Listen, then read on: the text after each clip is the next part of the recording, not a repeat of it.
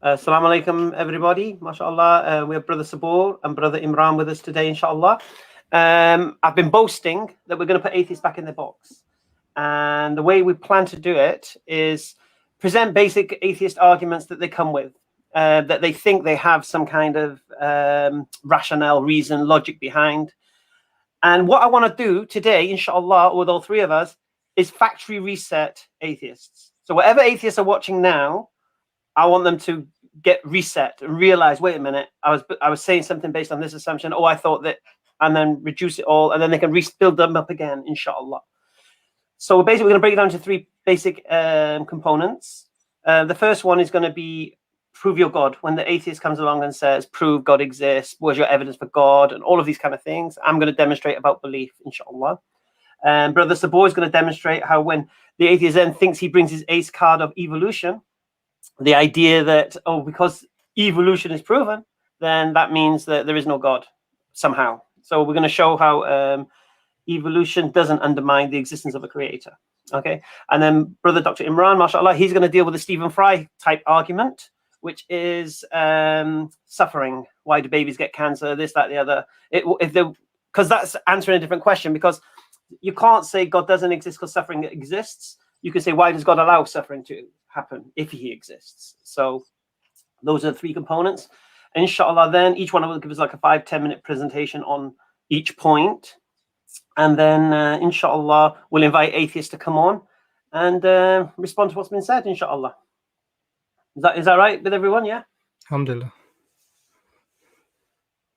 Yes, sorry, I was on mute. Yeah, of course. Alhamdulillah. Right, so in the chat, usually I speak to the chat, you see, but obviously I'm not going to speak to the chat in this particular episode. Moderators keep control of the chat. I'm pretty sure there's going to be some trolls here. Don't block everyone, because we're going to need someone to come on. So especially if you see some kind of excited atheist, leave them. We need them, yeah, inshallah.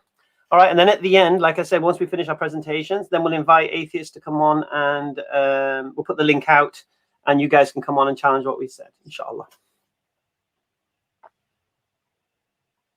All right, so I'll begin. Not every atheist, now here's the first thing you see, you got to know your atheist, what type of person you're speaking with. Because I deal obviously primarily with Speaker's Corner atheists, Facebook atheists, TikTok atheists.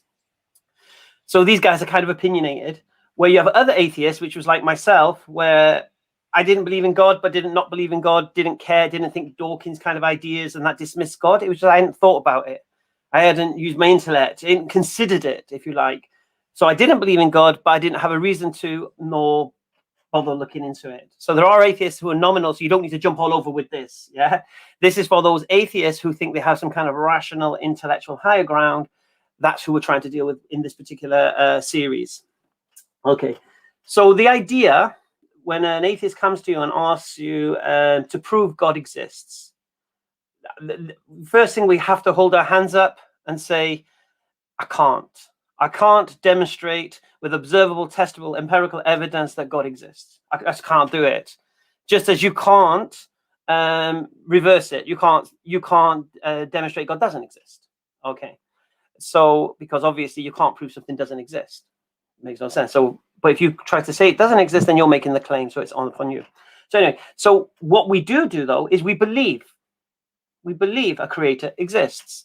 And when I say believe, I'm using the word as its synonyms like accept, convince, trust, convict, yeah?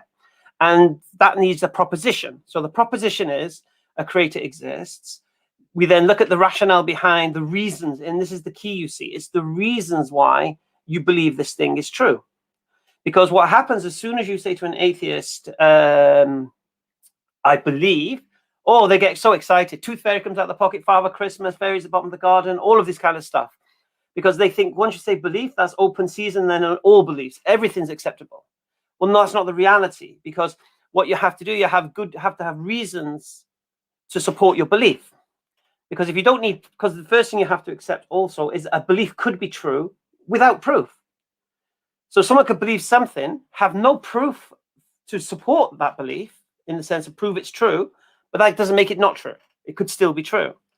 So you have to first establish that principle. And you atheists, you need to accept that principle. I mean, don't just say, oh, no, a belief needs proof.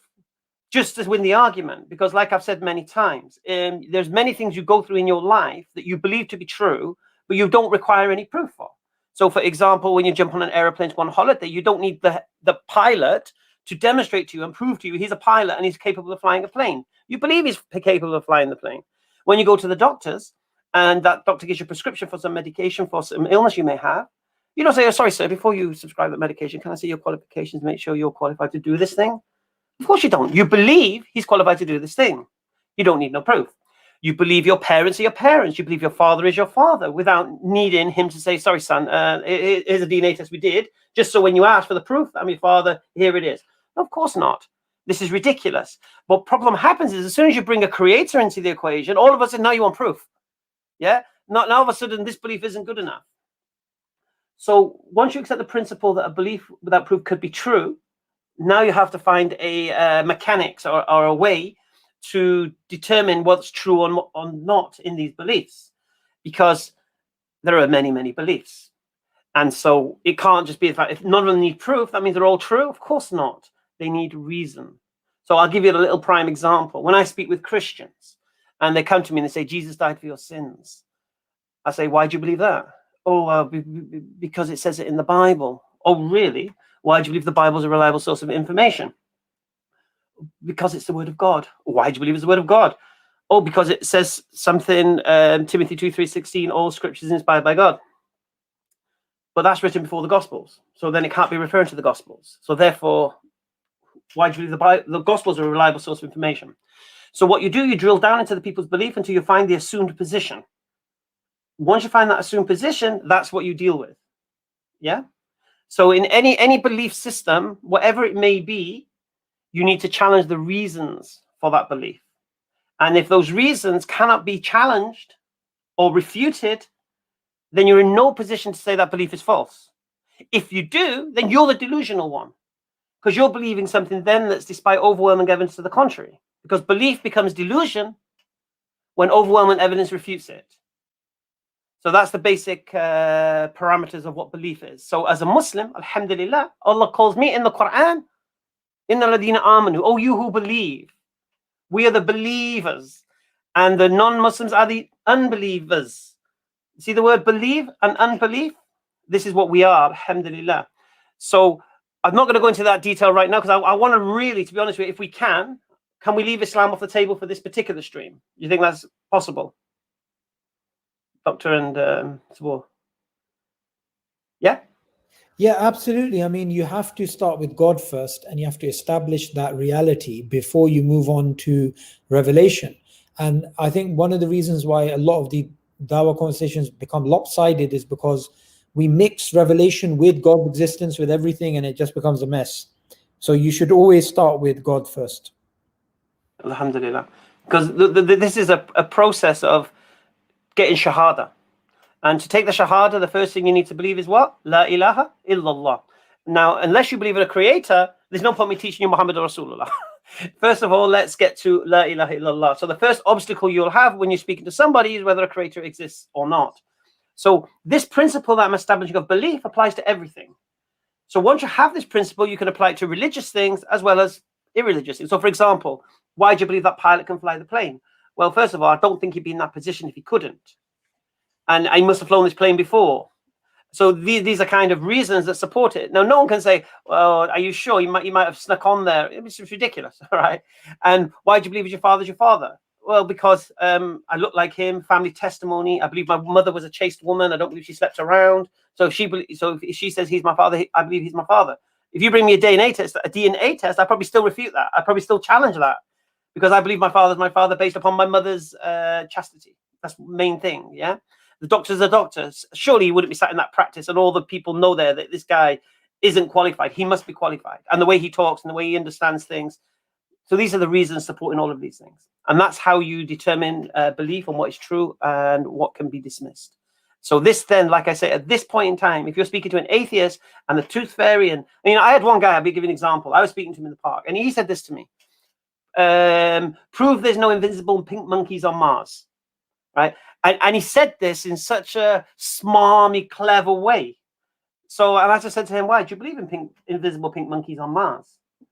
And he was trying to be clever again. And he goes, well, yeah, I do. Yeah, I do. Really? I says, why? And then he was stuck. And he goes, well, I don't really. I'm just saying it for the sake of the argument. I said, okay, fair enough. Well, I don't believe in pink invisible monkeys on Mars. You don't believe in pink invisible monkeys on Mars. So why are we talking about pink invisible monkeys on Mars? And that's the reality. So these tooth fairies and all this stuff go back in the pocket at this point. We're talking about a creator of heavens and earth. We're talking about the universe in its existence. That's what we're referring to. And we believe this universe had a beginning. We believe this universe had a cause. And we believe this cause was uncaused. And that's where we derive our beliefs from. But like I said, I don't want to go into it too much right now. I just want to establish the principle. Alhamdulillah. So now it's over to Subhoor, who's going to deal with the second argument about evolution, as if this somehow demonstrates or is some evidence against the existence of a creator. So can I, before you start, so I just want, did you want us to, because there are some things, I was just thinking about what you were saying, Hamza. There are some things I know that atheists would say automatically to that. Okay. Yeah. So one of the things they would say is extraordinary claims require extraordinary evidence. That's the first thing that comes to mind. Well, it's not like a normal claim. This is an extraordinary claim. And often people say this. So I was just wondering what either of your views on that would be and how you'd approach that particular question, because I'm sure that's, and what I want to do is I want people to get into the real arguments and these superficial type of questions that we can sort of just sort of nip them in the bud maybe here. I don't think it's an extraordinary, me personally, I don't think it's an extraordinary claim, to be honest with you. I believe this universe had a beginning. I believe this universe required a cause. I believe this universe needed to be uncaused due to the problem of infinite regression. So we have an uncaused cause of everything that exists. I believe this uncaused cause must possess power, more powerful than anything we can imagine to have caused what it's caused. I believe this cause must be intelligent because of what it's caused. Yeah. And I believe this cause must be conscious because it's chosen when to cause rather than it just being an effect of its existence. So for me, it's not extraordinary. For me, it's as rational as you get. You need a cause. It has to be uncaused. It has to be powerful, intelligent, and conscious. Ta-da! That's where we are. How is that extraordinary? What's your alternative? A universe from nothing. That's extraordinary. I would say that's the claim that needs the extraordinary evidence. To be honest with you. What about you, Subhoor? I was about to say the same thing. So there's nothing wrong with the idea that extraordinary claims require extraordinary evidence. But what's the extraordinary claim? Is it extraordinary to assume inference, that the inference that design equals designer, or there's a effect, so there's a cause? No, not really, because we do that in science all the time. We do that in detective work. We do that in historical cases. So that's nothing. There's nothing abnormal about that. What's abnormal is the idea that a event which is completely under normal circumstances, it would not lead to any form of order. Something like a mass expansion of the universe, this thing that they call the Big Bang, leading to order, leading to complex life developing, and also the human mind, which is able to access rationally the universe and also have morals and values and these types of things. That's an extraordinary claim, to claim all of this can come around by pure chance. So in fact, when someone says, the famous Carl Sagan saying that extraordinary evidence requires extraordinary claims require extraordinary evidence, I would say, yeah, for sure, but that works very much against atheism and in favor of theism. Yeah, I would agree. And the funny thing is, when one guy said that and dropped the mic as if like he's like made some profound point, and then like, wait a minute, relax. Anything else that you would challenge? No, I completely agree, because fundamentally you both said exactly what I was thinking anyway, in the sense that to claim that the universe requires a cause, we can analyze what that cause might be, is actually the reasonable thing to say. The unreasonable thing to say is actually this universe doesn't require an explanation, that it came from nothing. And now that's unreasonable. So which of those two would be the extraordinary claim? The extraordinary claim would be the universe from nothing. And this is the position, unfortunately, atheists will find themselves in if they persist with that perspective. So I completely agree, 100%. So that's a question that sometimes is put forward because it was said famously by Carl Sagan, as Brother Subhoor said, but actually doesn't hold any weight when actually discussed. Yeah. See, that's one thing I wanted to do here. This is where I spoke about the factory reset. Atheists use these cliches all the time. and they're tired, they're old, they're finished. This is the whole reality of what we're trying to do here.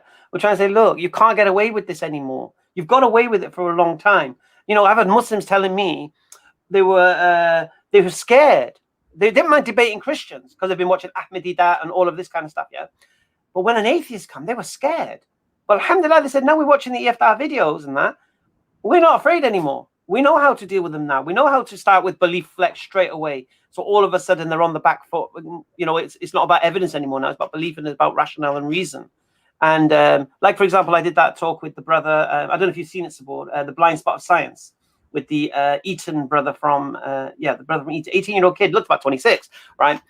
And he came to speak to Ahmadiyya, but I kind of grabbed a hold of him. And his conclusion was this: your reasons for believing in a creator are 100% logical. Wow. Yeah, because it went through everything, and he said, I can't dispute any of it. And he came from a proper philosophical, you know, it was a proper philosophical battle. But the reality was, he was studying philosophy, and his name Sebastian. His name was. He was studying philosophy. Sebastian. Yeah, really top lad. Yeah, nice guy. So when someone says that to you, your reasons for believing is 100% logical. That's saying your belief is 100% logical. And that's what Muslims need to learn, that the belief in a creator is 100% logic. We can move on to Allah, we can move on to perceptions, we can move on to the Prophet ﷺ, we can move on to the Quran, you can move on to all of these things. But the foundation of a creator kills it. Yeah. And then when we have, like, for example, the Ricky Gervais argument, like I said, there's 3,000 gods, you believe in one, I believe in one, less God than you, as if that's a mic drop moment also. No, the reality is this: we don't just dismiss the other gods because we don't like them. We don't dismiss them because we weren't born in those particular countries. So I don't dismiss Ganesh and Vishnu and all that stuff because I wasn't born in India. In fact, I look at the rational rhyme and reason for it. I don't get it. So when you go through this, you can easily throw out Thor, throw out Zeus, throw out what does Dawkins say? Someone on Mount Juju or whatever it may be. You can throw all of this away, but you're left with a creator, alhamdulillah. And then you have to move on to, has this creator communicated with us? And then when you look at people who claim to have communication from this creator, then you test their claims, then you determine their claims are true. Then you'll get the Allah 99 attributes, all of these kind of things from that point. But when you first started, we just found it, we're just dealing with the creator right now, inshallah. So Subhoor, over to you. Evolution, man, that's the knockout blow. The atheists think this is ace card, man. Yeah, but they got us. Yeah.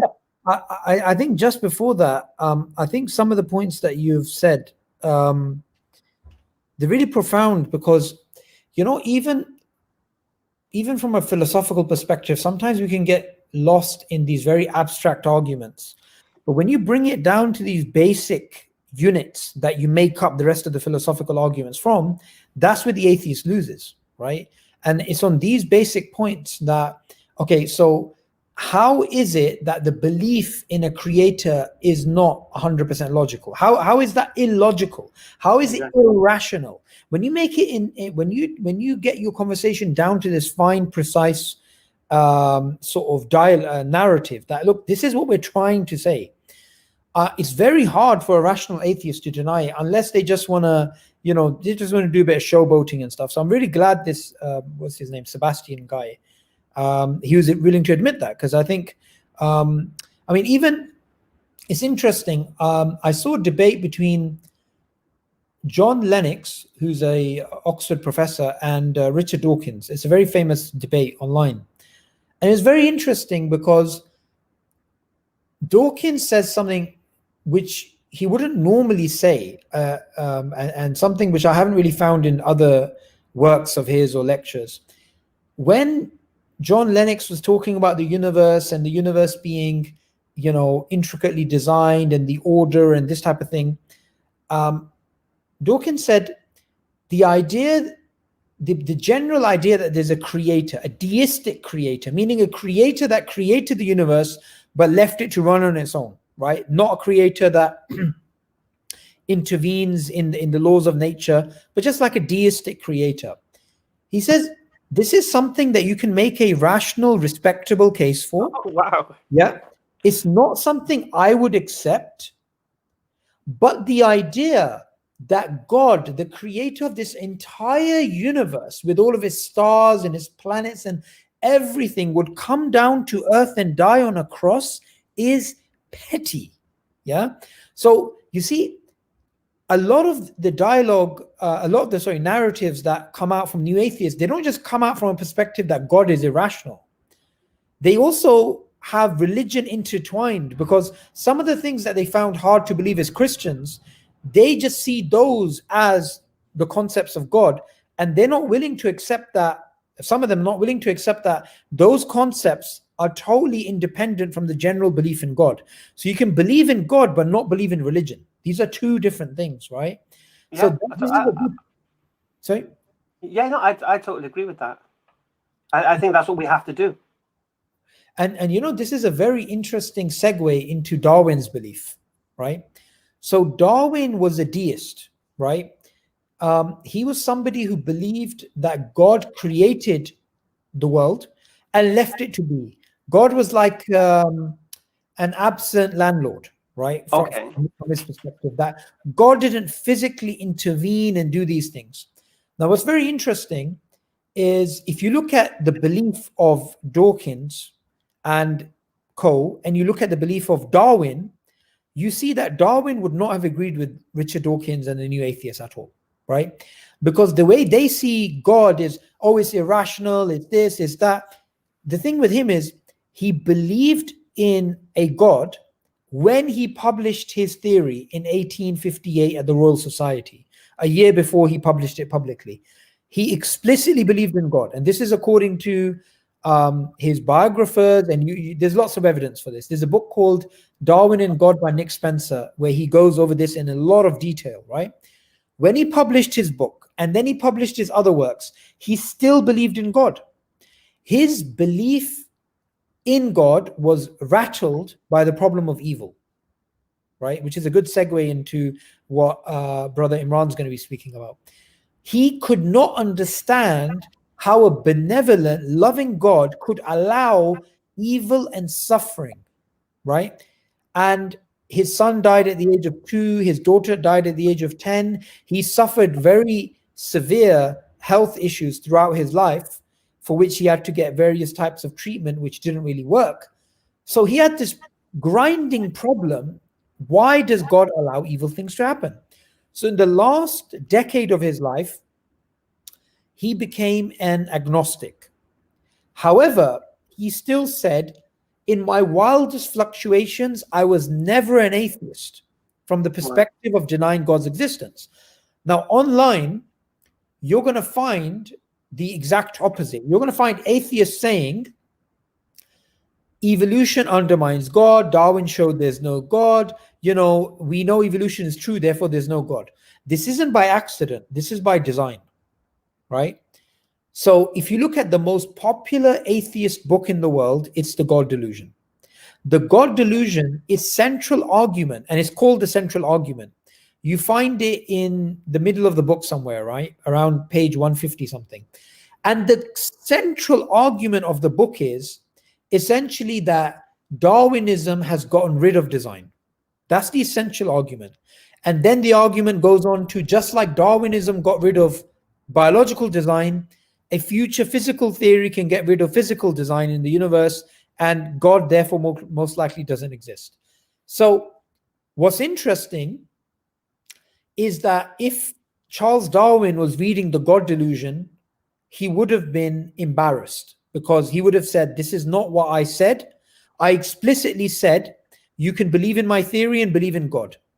In fact, he said, you can believe my theory and not only be a deist, you can also be a theist. You can also believe in revelation. You can also believe, not revelation, you can also believe in a personal creator, which is theism, and believe in God, right? He explicitly said this, right? So what's interesting is, in an interview between Richard Dawkins and Lawrence Krauss, which is on YouTube, by the way, and I've made a video on this, Dawkins says, you can believe in God and evolution. However, because there's a public perception that if you believe in God, then the belief in evolution is incompatible and evolution has undermined God, and it's much easier to show the evidence of evolution. That's why I use evolution, so then I can get people to become atheists. So he openly said this, right? And he's clearly showing that he knows evolution doesn't undermine God, but he's using people's ignorance against them to bring them to atheism, right? So I think these things are very important to talk about. And later on, we can talk about the philosophy of science and why the philosophy of science shows that science isn't the be all and the end all and the main root of knowledge and doesn't undermine God.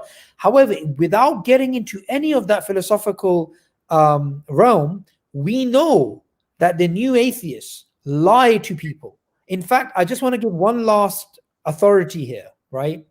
The number one authority in the world when it comes to biological evolution is Michael Ruse. You will find his books published all over the world by mainstream universities. He's an atheist, and he says about the God delusion that it makes me embarrassed to be an atheist. This book makes me embarrassed to be an atheist, right? Now, why? Because that book is saying essentially evolution undermines God, when any biologist, any philosopher of biology, any philosopher of science worth their salt knows evolution, just like any other scientific theory like string theory, cannot undermine the existence of the divine. Yeah. So what we want to do today is, we may disagree with the atheist. The atheist may jump on, we may agree or disagree, but something I want any atheist to join, to first off agree on, is the new atheist narrative, which is global, right? Which is very hard to uncover, which is very hard to put back in the box, is based on a flat out lie, right? And that's the first thing I want any atheist who's joining me to at least recognize, and let's speak about that first, because this is an elephant in the room which has to be dealt with. Yeah, I completely agree. Again, factory reset them, take them back to all these things that they've built up thinking they have some kind of rationale and reason behind. We have to demonstrate that they don't have this. Yeah. And this is the point. We need to arm the Muslims with this information, so when they come up against an atheist, they know how to take them down in a nice way, or intellectually, should I say. I mean, I usually like to take the rug from the atheist within 5 minutes. Within 5 minutes, the rationale, reason, and logic is out the window. They're preaching to me. they're making all sorts of claims because the rationale has left the building. All right. So would you say that's your main introduction to the idea that evolution doesn't undermine the existence of a creator? Yeah, I would say that's... Why would you say that? What would you say is that? What is it? Okay, let me put it this way. What does Dawkins say about evolution that implies that if evolution occurred the way they claim it does, from a common ancestor and all this business, why doesn't that undermine the existence of a creator? I mean, I understand to a point that evolution is the response to the creator argument. So it's a kind of, well, we believe everything exists. How's everything here? And evolution is a kind of response to that as like a possibility. But I don't see how it becomes definitive. Okay, so firstly, like you said, how is it definitive, right? Anything in science is bound to change, is bound to be in flux. Of course, observations don't change. We know, for example, the relationship between HIV and AIDS, and these are direct observations or these types of things. But when it comes to, say, a theoretical historical event, which is based upon inferences and some assumptions, then of course those things can actually change. Now, when it comes to what's his argument is essentially, we have an explanation for how life evolved. Therefore, we don't need a creator. However, the problem is, even if, and this is what philosophers or the likes of some biologists who are philosophically experienced would say, well, this is a category mistake between how and why, right? So if I say to you, you see this live stream that we're on, SteamYard, and Hamza's Den, the logo, and all of this, I explain mechanistically how everything works. I explain the connection between satellites, Wi-Fi, how the live stream is working. After all of this, I then say there is no intelligence between this behind this live stream, right? That I've explained how it works. I know how laptops work. I know how phones work. I've explained all the mechanics, and therefore there's no God. Therefore, no one made it. So essentially, he's confusing how and why. It's a category mistake, right?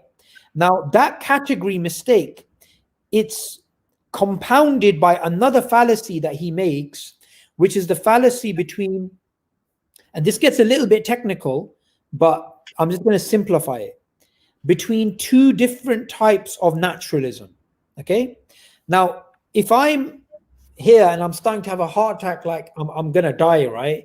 And then Hamza says, right, quickly, Dr. Imran, come over and help Subhoor, right?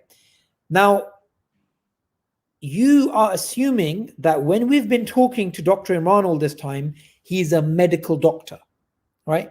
What if he turns up and he tries to give me a logical symposium of some sort? I'm a doctor of philosophy, actually. Well, we're going to say, well, that's just fallacious. We asked for a medical doctor. We didn't ask for a philosophical doctor, right? Or somebody who has a doctorate in chemistry or whatever. So when we are talking about naturalism, there's two distinct types. There's methodological naturalism and philosophical naturalism, okay? Now, you may not know the full in-depth view, but what you need to know is just like there's two different meanings of the word doctor, there's two different meanings of naturalism. Philosophical naturalism, methodological naturalism. Methodological naturalism is what science is based upon. Science is based upon the idea, and this is more so due in the late Victorian period, that anything that we study, it has to have a physical effect and causation, and we can't refer to the immaterial mind or God or anything like that. Okay? That's not the same thing, that assumption is not the same thing as the belief that there's no God. One's an assumption, a working assumption in science. One is a belief that there is no God, which is philosophical naturalism. He confuses the two, which is why eminent atheist philosophers like Massimo Pigliucci, who's a very famous philosopher, because he's a philosopher who has a background, he has a PhD in biology, and he has a PhD in philosophy. And he's an atheist, right? But he says Dawkins' argument is based on a fallacy of equivocating two different meanings and meaning them to mean one particular meaning. So his entire argument, his entire book, you can summarize as the fallacy of equivocation. Yeah, he's confusing two different types. Now we can get into the details of this, but I wanted to give that general overview to show there's a massive difference between the popular narrative and what the academics are saying, which is why Richard Dawkins, why can't he get his book published as a philosophical paper? You'll not find a single philosophical journal which is willing to take the central argument of the God Delusion and publish it and get it peer reviewed. It'll get slaughtered, which is why some philosophers have said Richard Dawkins will not pass an introductory philosophy of science and religion class. He will not pass the introduction because his very works are based on these types of fallacies. Oh, okay. All right. Now, your segment, Doctor, we'll talk about suffering, because this is another thing that this is the Stephen Fry. I always call it the Stephen Fry argument, because he's the one who says, like, when he sees God, he's going to say, how very dare you? How very dare you? And then he's going to talk about kids get cancer and poor and poverty and famine and war and all of this kind of stuff. And so the claim that the atheists, I don't even know how they make this claim too much, because to me, it's just refuted straight away. It's, because bad things happen, maybe you could philosophize that God wants bad things to happen. So just because bad things happen doesn't mean that God doesn't exist. It just means God allows it to exist. And then you can, to happen. And then you can ask the question, why does God allow it to happen? But anyway, let's take it from its nuts and bolts. And you're going to struggle to do this, I think, without Islam. That's the only problem. Because I'll try and do it without. I'll just say that because James SC is banging on about Islam in the comments, right? And we ain't talking about Islam. We're happy to invite anyone on afterwards when we put a link out to discuss. But I wanted to touch on Brother Subhoor's what he mentioned. It's something very profound, and that's a lot of this was profound actually. But there's something that stuck out to me was this idea that atheism is somehow linked with science, and there isn't actually a link there. The leap of faith that is required to jump between science and atheism is a huge chasm, and it can't be jumped. You can be a world record long jumper and you're not going to make that jump because it's not possible to do that. Which is why sometimes you think that when scientists publish popular writings that aren't philosophical, like in journals, for example, philosophically recognized, they're almost writing out of their lane. They're sort of going out of their lane and delving into things, and almost hoping that because the average person on the street doesn't know the differences between these technical things, that they can get away with this idea. And Brother Subhoor uses a term, and he used it in Speaker's Corner a few times, and I hope he'll elaborate. I'm sure it will come up later. The most atheists that we meet, and most of them atheists in the chats, are, and even some of the scientists who are working at high levels are what we would call socialized atheists. They've been brought up into this concept because they follow something underlying, which is called scientism, and this is almost a religion in itself. And I'm sure the Brother Subhoor can expand on this. So that's very profound. So there is no intrinsic link between following or adhering to science and being an atheist. So this is actually a fallacious position, that because a lot of atheists will come to us with this perspective that I'm a science-based person, evidence-based person. First thing they say, and there's actually no link there. And I think that even at that point, you have to science via Islam, and you're like, what are you talking about? Completely. But I'm going to try and have a slightly different approach to this problem of evil and suffering. Okay. And I'm going to start with the very, very basic thing: the label itself. How are we labeling things evil? And I want you to keep in mind the atheistic concept of the universe and a theistic concept of the universe, because we're going to try and apply that label in both of these universes to see how that would happen. So let me start with and if your interaction here would be great, guys. So let's have an experiment. This is a thought experiment, okay? I'm going to start with a person with a chainsaw attacks a child and chops them in half. Is this evil? Yeah. Okay. Absolutely. Okay. A person is on a step ladder with a chainsaw, falls off the step ladder, and chops a child in half. Is this evil? Yeah. It's evil. Say again. A person on a step ladder falls. So this is an accident. He falls. Yeah. With the chainsaw. Sorry, I didn't say accident before, but I'm clarifying. He falls with a chainsaw, and the chainsaw cuts the child in half. Oh, it's an accident. Okay. Yeah. You say it's an accident. You wouldn't say there's no intention. Okay. Yeah, I would say no. Great. So that you mentioned the word intention there. Now let's take it another step. A robot, following its programming, takes a chainsaw and chops a child in half. Is that robot intrinsically evil? No. Okay. So all of the actions are the same. The outcome is the same. We have a dead child in all three scenarios. One of them we would say is evil, and the other two we say are not evil. And what was the difference? Brother Subhoor mentioned it. Intention. And intention implies a mind behind the action. That's quite clear, isn't it? Yeah. So if there is no mind behind the action, then that thing itself cannot be labeled with the term evil, because that's really just a judgment for the outcome. And so we go back to what was the mind behind the outcome before we decide if this is evil or not. So now take that example and apply it to the universe that, say for an example, that atheists believe in, that there is no creator. Can we apply to anything that happens within this universe where there is no creator? Everything is mechanistic, like the robot is mechanistic. Can we apply the label to evil to any action that happens? Earthquakes, floods, cancers. We can't. Why can't we apply that label in that atheistic universe? It's devoid of volition. Devoid of volition, devoid of mind, devoid of intention. Yeah. So when the atheist even raises the point that why is there evil and suffering in the world, this is an admission at a fundamental level that he believes there is intention, volition, and mind to explain the universe, or behind the universe. It's an implicit with the question itself. So you can't even ask the question about evil in the world unless you make this assumption. If you believe that there is no God, then everything then no longer is evil.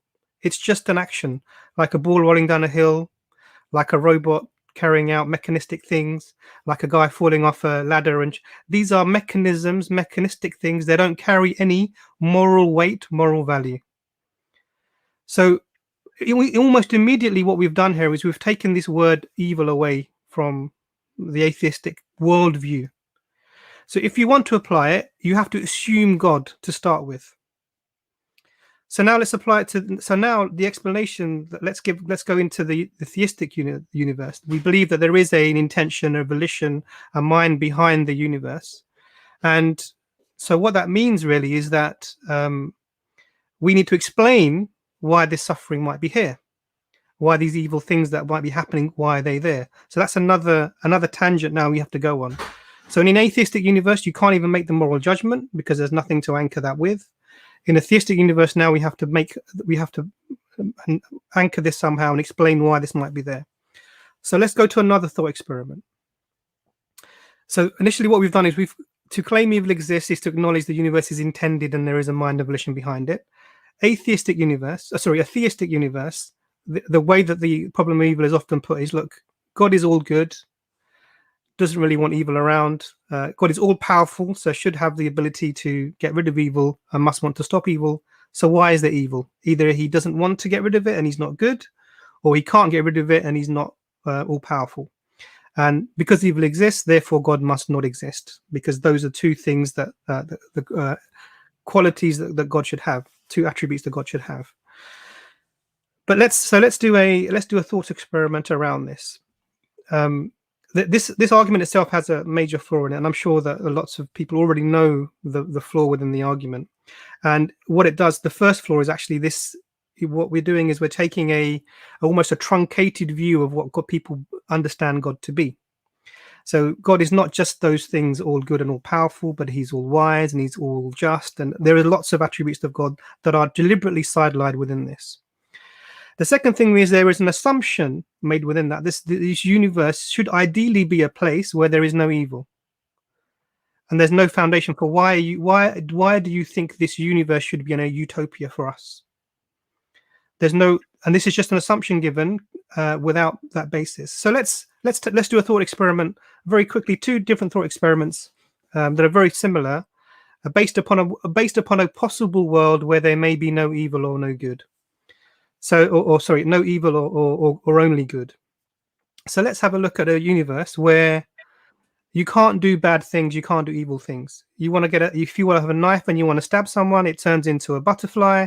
If you think of an evil thought, pink smoke starts coming out of your ears, and the thought turns into a good thought. If you jump off a cliff, you start to float. Nothing evil can happen in this world. It's a purely good world. So the question then is there anything in that universe, this conception that we've had of this world, that we can say is good or that we can say is evil?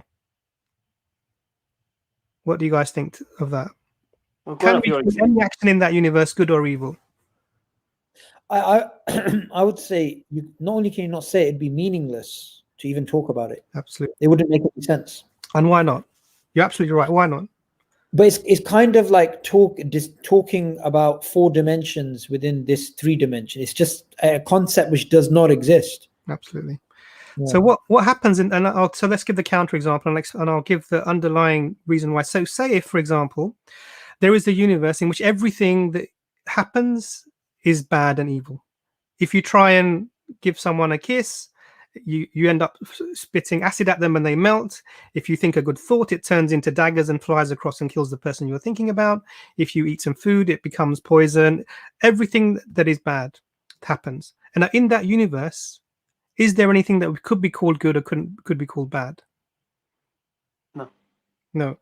The underlying difference, the main reason for all of this in both of those worlds is you remove same thing, the free will, the volition. The agency of the individuals is removed. So agency really, in a summarized way, is your ability to choose between right and wrong and choose and do those actions. If you take those actions away, those abilities away, those worlds become amoral. There is no good in them, or there is no evil in them, depending on which of those 2 examples you take. So to have a world or a universe in which there is good, you require the contrast. You require evil. To have a world in which you can say something is evil, you need the contrast. You need the good. This is like if you have a chalk and you want to write. If you write on the chalk, if the chalk is white and the board is white, you're not going to see the writing. You need the black board with the white chalk to see the writing. And so, as we would say that a creator is the maximally perfect being who would create the perfect universe, and we would have to, as Muslims, we would believe this would therefore be that universe. So the combination of good and evil that we see necessarily means that this is the best way for the universe to be. So I hope that that was a couple of thought experiments to do that. So what explanation do we get from this? So one explanation is free will requires the good and evil to coexist. We have that. So we're talking about a greater good. That maybe we don't have the faculties to understand fully, because we are limited necessarily in our ability to understand, and our understanding of what's in God's mind is necessarily limited. Just like if I went to my professor and asked a question, I'm going to get to the limit of my understanding with the professor. Despite his explanations, I will not be able to understand what he's saying, and that's my limitation of knowledge, and it doesn't reflect on the professor. The same way, my inability to understand whatever is happening in the world in terms of evil or suffering doesn't necessarily reflect on bad reasoning or anything from the creator. In fact, for me to assume that I know better is an arrogant position to take. And that's probably some of the things that we find people become self-deluding. Intrinsically, they become egotistical, and they start to delude themselves about knowing the best thing that God should have done or could have done. So one thing is the free will. The second thing is that, and that explains a lot of the human level interactions. So the other thing that people often bring is, okay, what about animals? Animals suffer. What about all of this? Why doesn't God intervene in those things that don't seem to make a difference? Why don't, when there's an earthquake, just stop the earthquake. When there's a flood coming, just stop the flood. When there's a fire in the forest, just stop the fire. There's a couple of things wrong with this concept, and I'm just going to, rather than explain, I'm just going to lay them out very briefly, and then I'd like to get some interactions from people. I think that people are asking for this in the chat. So the first thing is that as the universe, God's created the universe with some consistency, uniformity, and we assume this uniformity when we do things like science. So when I'm in my work, and I would be what Subhoor would call a methodological naturalist, I take the theories that are prevalent and understood and accepted today, and I apply them indirectly onto people I'm seeing and I'm treating. So that is based upon the idea that the universe is uniform. Now, imagine a world where anytime something bad were going to happen, even to animals somewhere, God was intervening. This flood was going to happen, flood stopped. Earthquake's going to happen, earthquake stopped. Our analysis of the laws of nature would break down because they would not be uniform. They wouldn't follow a pattern that would allow us to analyze them. So we would end up in a almost chaotic world. And that's one thing that comes straight away to mind, that we need that. I think the other thing is that even if we are unable to explain the suffering of animals, etc., we go back to that same point. If God is ultimately knowledgeable and just and wise as well as good, then whichever universe we find ourselves in when we're undergoing this, and this is where the religion aspect comes into it, this test of life, because we don't believe it's a utopia, then this is the best possible way for the world to be. So that's really, in a nutshell, I've tried to, rather than just make it a thing, we've tried to make it interactive to underline the point. So the basic thing is you can't even use the label if you're an atheistic universe of evil. Just don't put the label in. If you're going to put the label in, you have to assume that there's a volition, a mind, an intention behind the universe that you're blaming, because you're putting the blame onto this thing that is responsible for the universe. So you have to admit that when you come with this question, this is what you're bringing with. The second thing is that the problem has lots of explanations: free will, wisdom of this divine being that was beyond us, and the assumption, therefore, within our understanding of what this divine being is that the universe that we find ourselves in is necessarily the best possible universe that we can be in. And we gave the examples of amoral universes or places, because of a universe where you can't do bad, or a universe where you can only do good.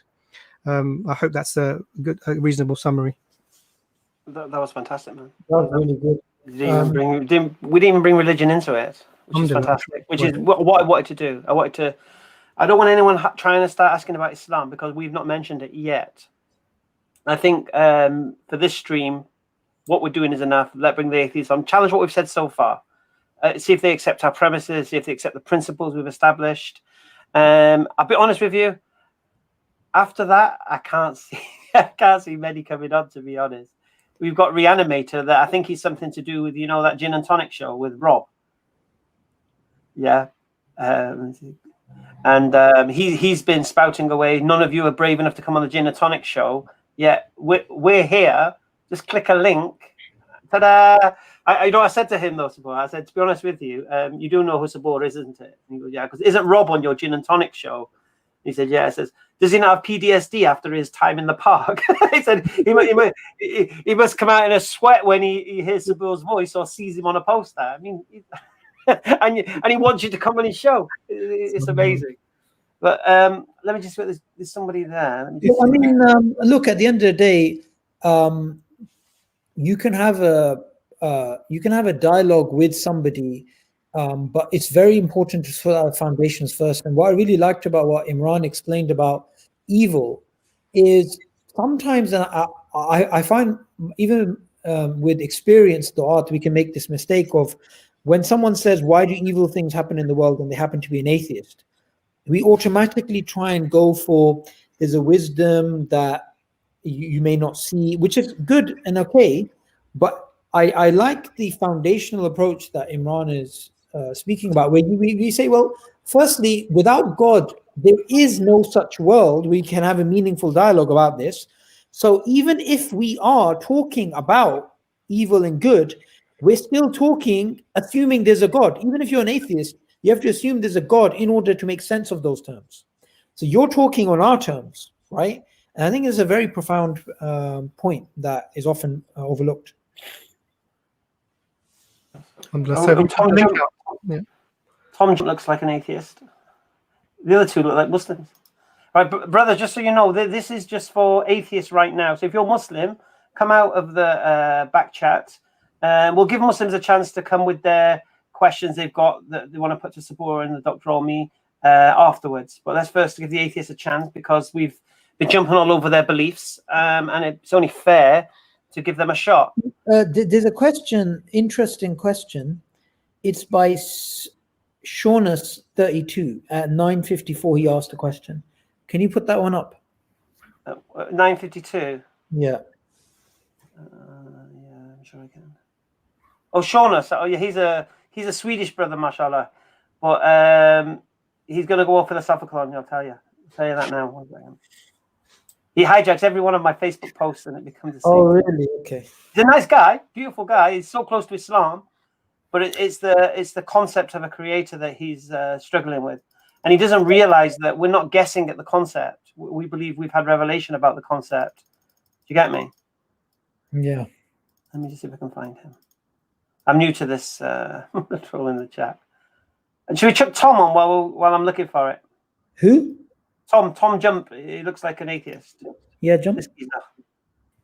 Oh yes, we spoke to Tom before. How are you doing, Tom? Pretty good. How are you guys?